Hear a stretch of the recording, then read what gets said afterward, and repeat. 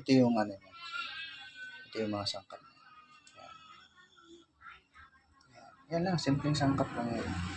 Dahon ng sili, bagong pitas. Yan. Ito, kamuting bagong pitas lang din to. Tapos ito yung alugbate.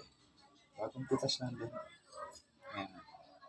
Ito pang-asim natin. Ito gagamitin natin. Pang-asim para natural yung ano. Ito pantanggal kasi ng ano. Kung pansin nyo, may ganito dahon na sili. Ito, isa na rin sa nakakatanggal ng ano. Ng isa. Tapos itong dahon. Itong sili na green. Masarap kasi pag may sili na green. Mansi guys.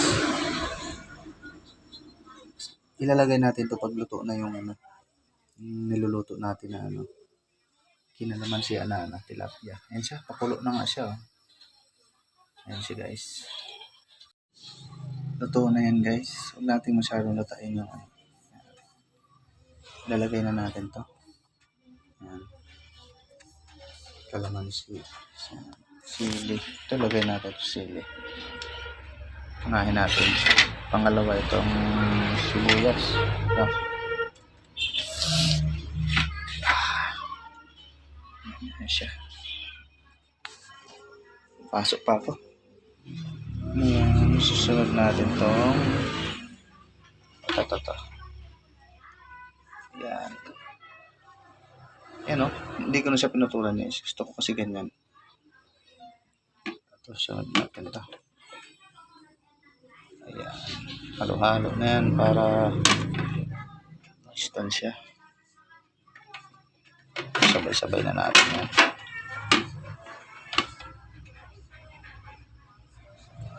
Sunod natin itong dahon ng sili. Masustansya. Halo-halo yan. Pakda na yan. Yan. Huwag nating haluin ng ano. Ganyan lang. Parang bango. Pag nilagyan natin ito guys ng ano. Ng kalamansi. Mas lalong masarap. Pabango. Ayan na siya guys. Itong kalamansi. Ilalagay natin ito mamaya. Ilalagay natin yan mamaya pag luto na.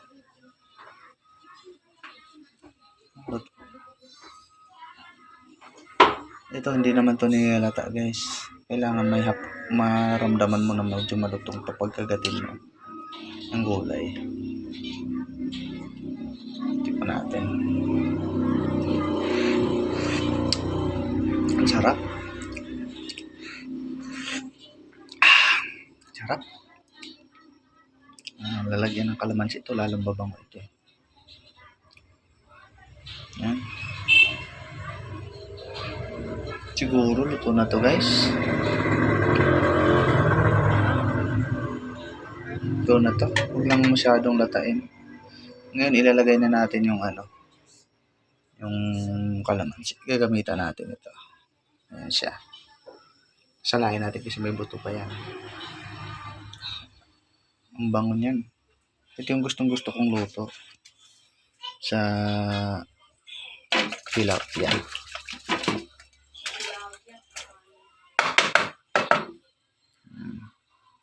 Hintayin na natin na isang kulo lang. Kasi baka malata. Pangit pag nalata. Ayan. Patayin na natin guys. Patayin na natin. Ayan. Patayin na rin natin tong ano. Sara natin kasi nasingaw tong ano ng gasol. Ayan. Ilagay na natin yung ano. Kalamansi.